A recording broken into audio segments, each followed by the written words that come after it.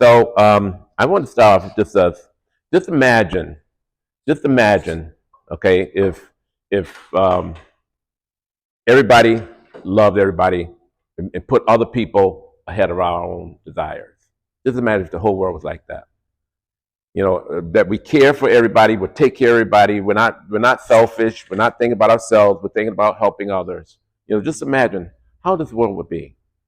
There wouldn't be any arguments. How could it be an argument if the person, caring about you? Because most arguments, most confrontations, most come from what? Selfishness. People want, I want this. I don't like what you did to me. I don't like what this. I did this, and they get mad or things like that. But if we cared for other people, you know, there really won't be much contention. There really won't be much issues, and that's the biggest problem in the world. I mean, you know, um, when we look at, Minister Lane alluded to it a little bit about just the last couple of weeks, how much more division one person's death happen, and this create divisions, and people are losing their jobs, and just this hatefulness is coming around. I mean, when has it been, that it's okay to criticize people publicly? When did that turn around? It's a common thing now. People use all social media to degrade somebody, to insult someone, and lie about them, and talk about their characters, and talk about things, and the world has kind of accepted that. So it's really odd. I remember I going all the way back, not that far back, but it goes back to when Barack Obama was going against Jim McCain for the presidency. And I remember this time I was watching Jim McCain. He had his group. He was talking to his group about and everything. And then one person in the audience stood up and criticized Barack Obama, as a person. And Jim McCain says, no, no, no. He goes, no, Barack Obama's a good man. He goes, we have different views politically. He goes, but we respect each other. And he goes, and that's how we all should do it. And when you think about that, I mean, Jim McCain, that's how we should all do. We should, respect people's opinions, respect the differences, but we don't have to turn. But this world now, right now, there's so much hate. There's so much discord. There's just some, not only with strangers. I mean, you got the road rage when people, they're waving your number one or something, or they at least that I'm thinking of telling me I'm number one. Maybe not. Maybe it's another finger. But can you imagine? I mean, it's hatred in families.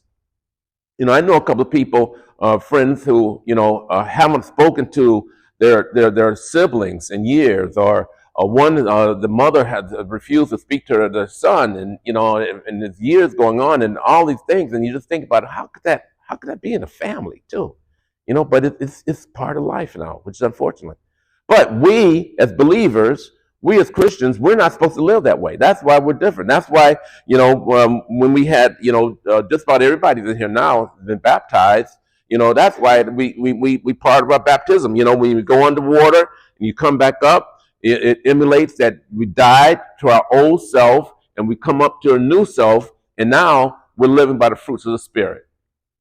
And the Spirit kind of leads us and guides us to that. So what are the fruits of the Spirit? And these 9 we should all know, because this is really who we should be.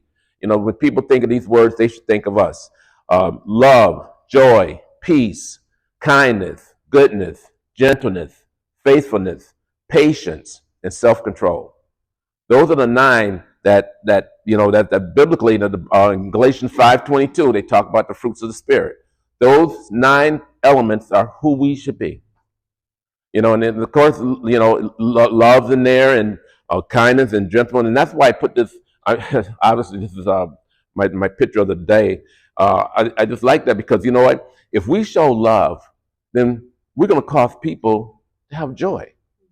If we walk in love, we walk in kindness, we walk in goodness, we walk in gentleness. We show patience. And then we have self-control, that we make sure when someone wants to bring that flesh out, when we want to grab somebody by the neck, we have self-control to say, you know what, I'm not going to do that. I'll pray for them. So those are the kind of things that's so important in our life. So what does Jesus say?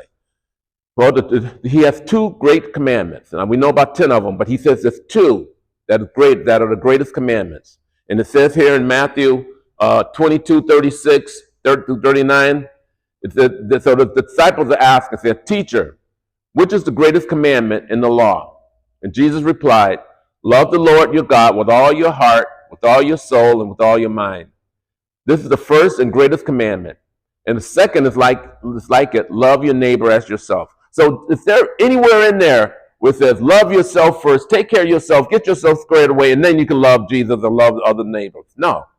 That's the two greatest things. Love the Lord first above anything, above all, anything existing. We have to love the Lord first in our life because we each have our own personal relationship with God. He's the one who created us. He's the one who can get us through things. So he's the one who we should look up to when we need things. Because if there's some things people can help us, but health, psychological things, strength, encouragement can only come from God, the Spirit of God. And so we should love him with all our heart and mind and soul. Now they say the second one is that we should love our neighbors as ourselves. Well, Jesus changed that in the book of John. He goes, I give you a new commandment. Love your neighbors as I love you. And the reason why Jesus did that, because Jesus is the epitome of love. He showed unconditional love. He showed love the right way. Many times when we say love as ourselves, many people don't love themselves.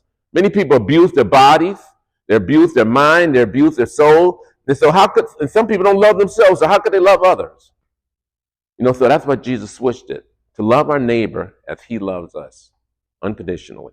So that's obviously that's a hard thing to do. That's a hard concept to understand because, yes, it's easy to love good people. It's easy to love our families. It's easy to love somebody, but, someone who we don't know or someone who we know, it might be a knucklehead, or someone who we know, we might get that urge to kind of like want to trip them or something, those people, there's someone at work or someone just like, but you know what? We have to love them too. And sometimes it's hard, but we have to love everyone. And we walk in love, we'll feel better about it ourselves inside. But it's a thing we have to have in order for this to happen. We have to have humility. We have to have humility. As Paul was talking to the Philippians in Philippians 2-3, he says, do nothing out of selfish ambition or vain conceit. Rather, in humility, value others above yourselves. Now we're talking about loving others. Now that seems like even a different level, right? Not only will I love others, but now I got to love them more than me. I don't know if that's possible, right? But Paul is using this example it's as a metaphor that we should really esteem the look to be kind and good and all those things to other people, regardless how they act. If someone, I really like what Michelle Obama once said. It says, when people go low, we go high. So when people try to be mean, if people try to do things, and you want to retaliate, you want to respond, right back at them. That's our nature. You know what? No, we go higher. We don't let it bother us. We should not allow ourselves to get to that level, that worldly level, that level of where that person is, and we should let whatever they say or do affect us. And that's hard to do. That's hard to say. But you know what? We got to realize, I have a God that's covering me. And the Bible says, God is our vengeance. Sometimes, I know Minister Lane and I were talking about this before. We said, don't mess with God's people. Don't mess with God's people. And because God will, so we don't have to worry about it. We give it up to God. Says, you mess with the wrong person. My God's going to cover, protect me. And so that's the mentality we have to have. And so, giving ourselves to, treating people in a kind way, regardless of how they are, will truly be blessed for us. It says, Jasmine.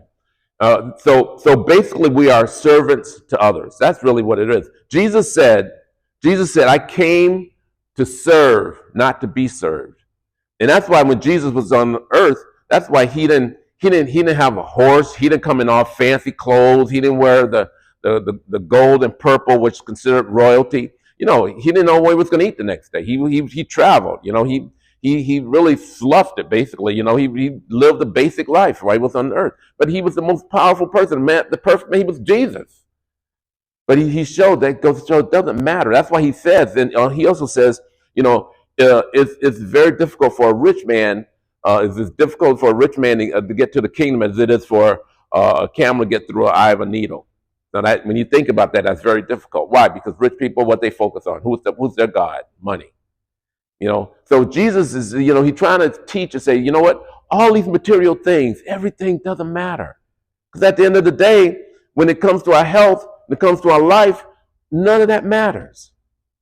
So, and so so basically, he said he's here to serve. And if we're walking like Jesus, we should be doing the same thing. So it says here in Matthew 11:23, 11 through 12, Jesus says, the greatest among you must be a servant.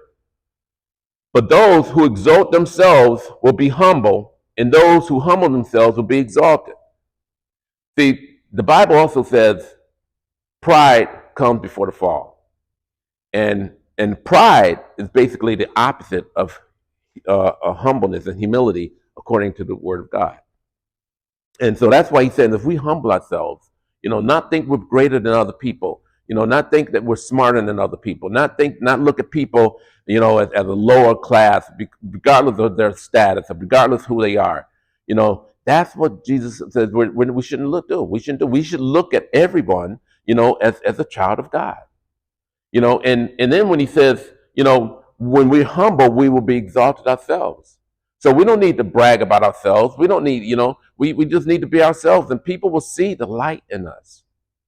So, so it's very important to know that, that we don't walk in pride. I tell you, I lived in pride. Pride was my thing. I was everything. I was proud. I was like, you know what?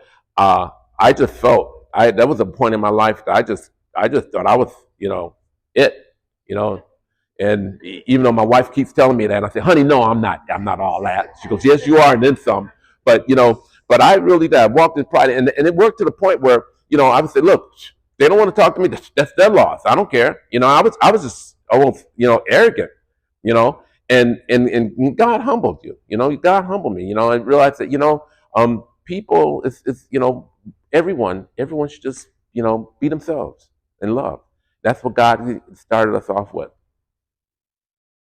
Go ahead, Jasmine. So, what about this? The treatment of Christians.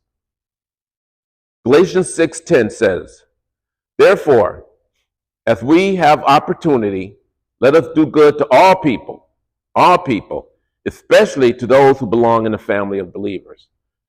This is, Minister Lane was talking about how nice it is to be in the church. Every time we're here, it's so nice, right? I mean, we hug everyone, we hello, we talk, we have a great time. That's how it should be all the time. And I know when I leave here, I feel good because not only did we just spend time serving God, but we serve with great people, all amazing, wonderful people, loving people, and all good-looking people too. And so there's nothing better being in a place where we all alike. And so he's saying, what, be good to everyone, but especially people in the church. We've had people out. We had problems with people in the past, and the church has come up with giving clothes, bringing food, and doing different things. So we're a loving church, and that's what God wants us to do. Take care of people, show love to others. Alan is in a hospital. He sits over there all the time. Alan Sullivan. We got a text from him this morning, so I texted him and said, "Well, let us know." We the last 3 days we've been out. We have not been available for anything due to my daughter having a baby and a bunch of other family things. But I told him, I said, if he's there, we can come visit him today. She said she'll let us know if we could or not. I guess if he's in intensive care or whatever. But and we spent time seeing our daughter Chris. That we have to keep them in prayer. But you know what? Everyone has come together. We had Lisa and Nick that was here when their daughter, baby's father was ill in the hospital. We helped her out, and what I mean. So the church just all comes together all the time. That's what it's about. And so that's why it says here. We should always be, good to all, especially believers in the same house. So I want to give you a story. Go ahead, Jasmine. Sheep versus goat. This story, in the world, everybody wants to be a goat. They talk about the goats, right? Was goat greatest of all time? Those are acronyms.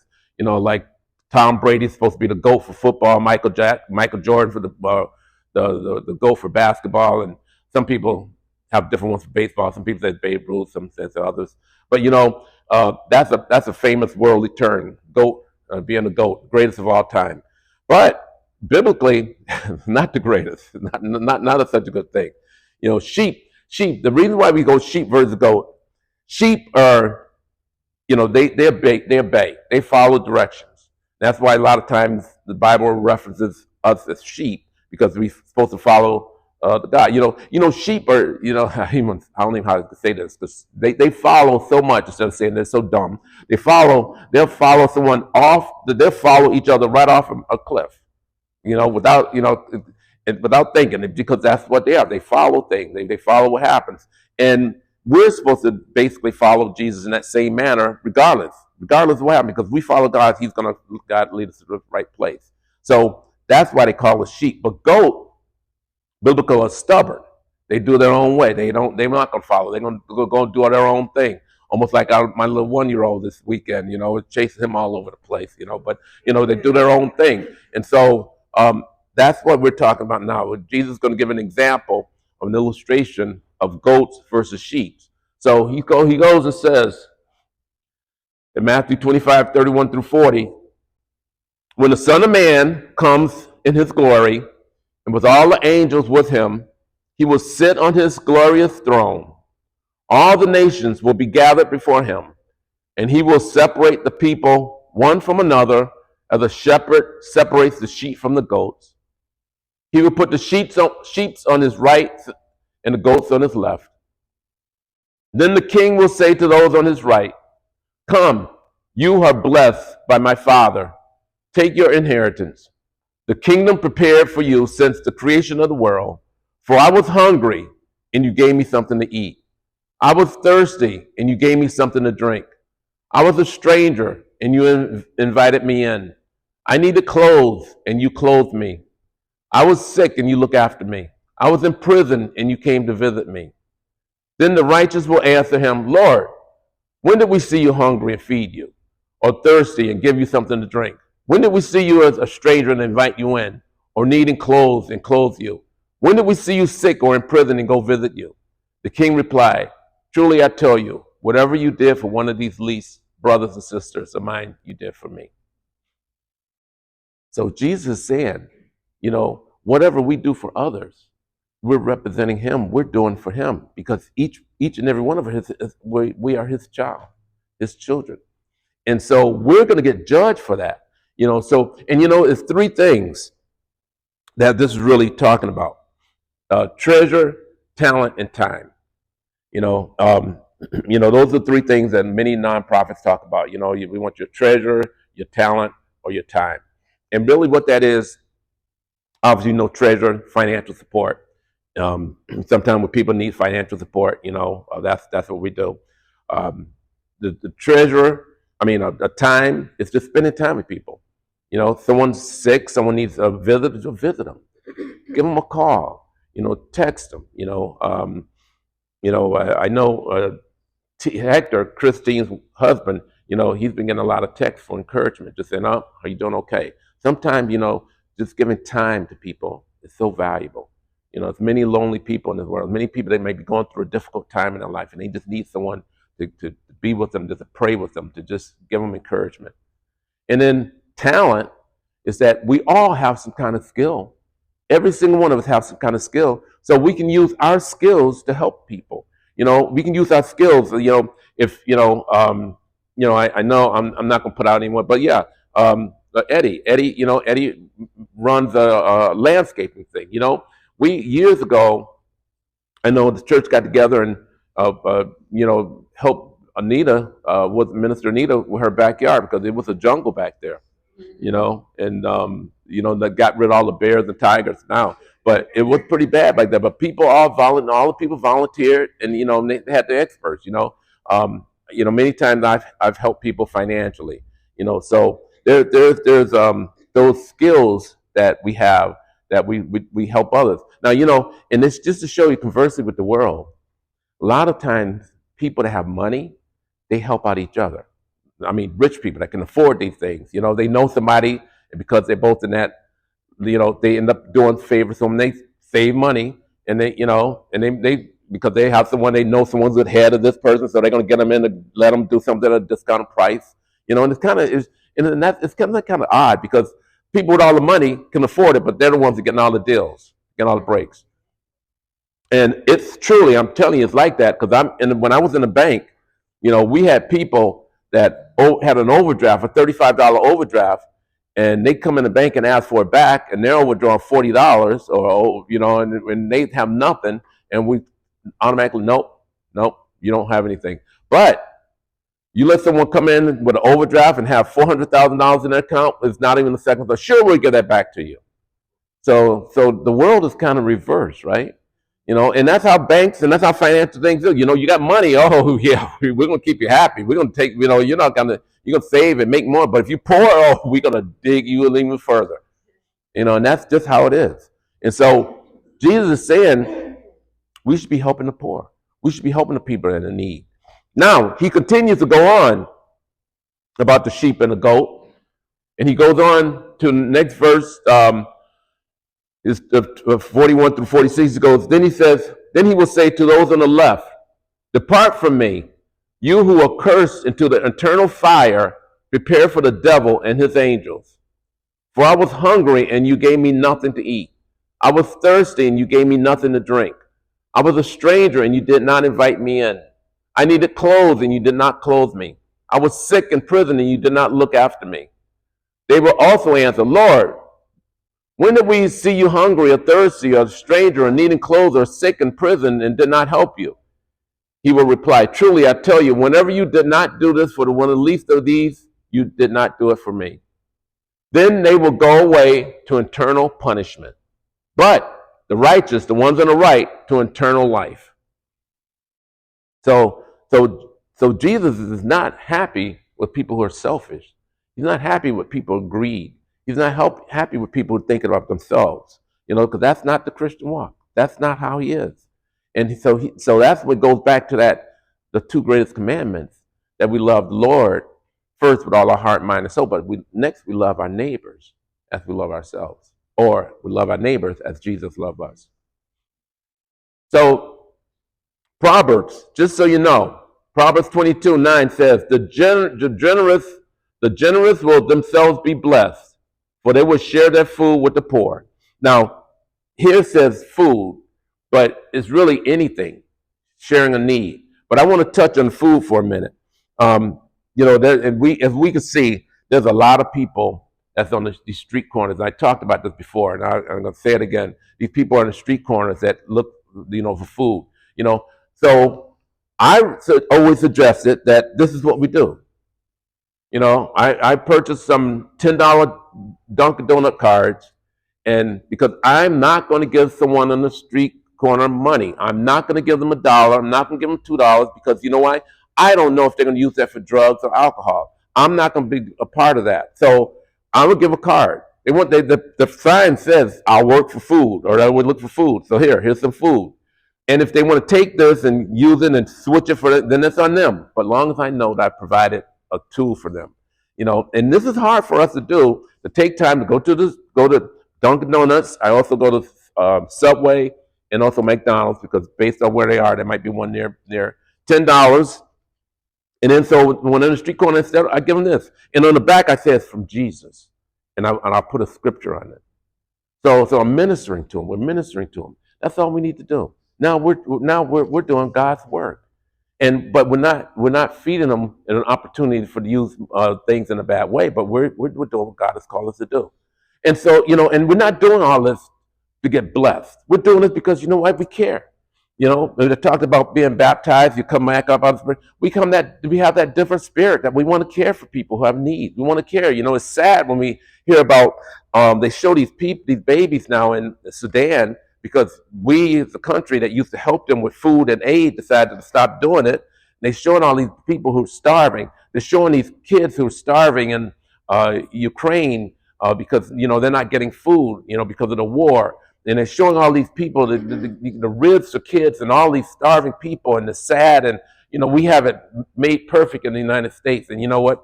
And we complain about the little things like this doesn't taste good, right? And yet we have food. So we can always take things in perspective. But we want to help people because you know what? That's what is in our spirit. So what happens? So what happens after this? It says Galatians 6:9 says, "Does not become weary doing good. For the proper time we will reap a harvest if we do not give up." So that means, you know what? We're doing it because of love, but does not say, "Well, geez, I've given away to this, and what have I got from return?" Well, at some point, God's going to bless us. It's said in Proverbs 22:9, we will get blessed. So, so I just want to leave this message, that we are to walk in love. That's one of the biggest things that we all do as Christians and believers, but especially, once we've been baptized and we give ourselves to the Lord. We talk about, go ahead, Jasmine. This is our group from last year. They got baptized. And no, stay back, Jasmine. Go back. This is our group from last year that got baptized.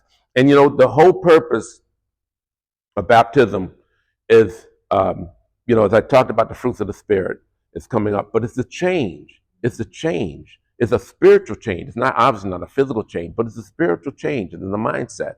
And we might get, whenever someone gives themselves to the Lord, when you get baptized, you got to be careful because that's when the challenges come. The enemy doesn't want this. So the enemy's going to try to, put a challenge somehow.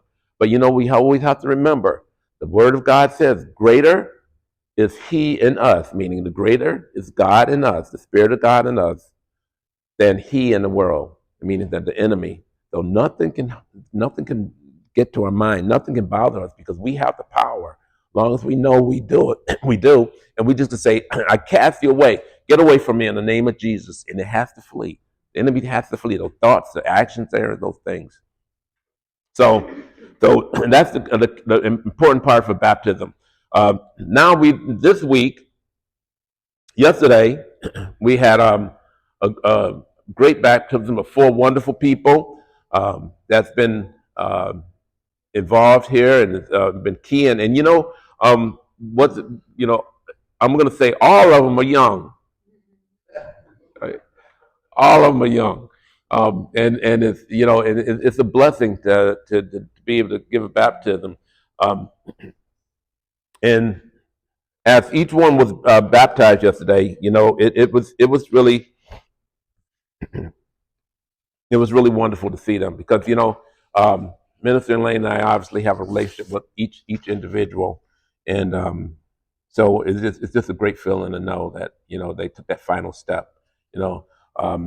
Nicodemus asked Jesus, he goes, "What is this about? Being born again? How could that be? How could you be born again? Does that come out of the womb?" And so Jesus responded and says, "No, it comes by being baptized by the Spirit and water." So the Spirit, being baptized by the Spirit, is when we confess with our mouth and that we believe Jesus and ask Jesus to come into our heart. We've all done that. That's why we're saved. But then the other piece is being baptized by the water. It's going under and coming up. So, so we have certificates for everyone, and this one says it's a certificate like this. Huh? We'll get you a new one, Kelly, today. Yeah. So again, the next one is Troyana Jenkins. Now Troyana is my niece, so I better get this spelled right? And actually, for a while, I was always spelling her name wrong in it as well, so that wasn't a forte. But again, Troyana is again another person, a young person that truly has a love for the Lord. and she constantly calls me. Not only that, she's my goddaughter too, so she's already double blessed. But we just love the way how she is, her love with the Lord, and how she just and she don't care. She will tell anybody. She will defend God like we should. So just congratulations. Thank you. Okay. Love you. You too.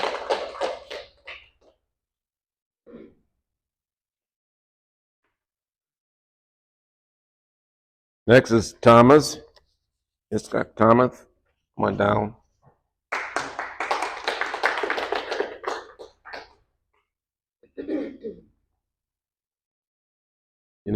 Thomas is one. We obviously we just met him probably about within a year. He's such a wonderful young guy, and again, he's new to Christ. He's learning. He wanted to learn. I remember a few months ago he came here and said, I want to get myself to the Lord, and he's doing his best. With new believers, it's a transition, and he's doing a great job, and so we're very proud of you. Thank you.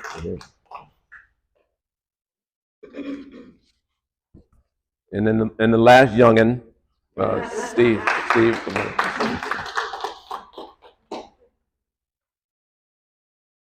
Steve and I actually met 2 years ago when I was coaching his son in basketball. But I don't think I'm being corrected. I know we officially met 2 years ago when I was coaching his son in basketball. However, when Matthew was young, his son and our son played on the same team, so we knew each other. We said hi and we waved, but we really didn't get to know each other until 2 years ago when I was coaching his son Eli. And since then, we developed a great friendship. He's coaching actually my basketball team right now during the fall, my varsity team. We talk a lot during the week, so we develop a good friendship. And he has, and the thing about it, he always tells me that I'm going to share a little bit. He gets pushback, from some of his sons, and why are you going to church? Why are you doing it? But you know what? He sticks with it. And being a leader, men are the head of the household. He's covered by him being covered. He's covering his family. So it's great to see him all the support yesterday. I was saying, well, he was saying maybe they can get him to come in today. I said, yeah, but I guess that didn't work. But again, another person that just has a love for the Lord. So congratulations. Sure. Thank you very much. Some final comments. Again, I'd like to thank Bob for coming. Bob, it's great to see you, and it's good to see all of you here. Just keep in mind, keep with Alan and Christine in prayer, and we are, we are on Zoom next week. So again, I'm recording it. I'm trying to get it out, the recording. So if you're not there, but it'd be great to hear the word on. And like I said, you're in your own comfort, on your own. You don't even need to see. We don't need to see you. You can be in your own bed, just listening to the word and seeing the thing. So definitely want to encourage everyone to do that. We are meeting again October. Hopefully, I said the last time we were going to meet that we have more information about the other facility. I have not heard anything yet. I did reach out to them, and she said that they should be getting back soon. So it may not look good. Who knows? Who knows? I'm not gonna guess what's the delay. But hopefully by the next time we meet, we'll have more information on that. And again, just encourage you to read Bible studies, and if you're not on that, let me know. I'll make sure I get you on there. So, but with that, again, it's always great to have all of you, and also Meme. Great to have our mom here. We pick her up every time she's here. She loves coming here.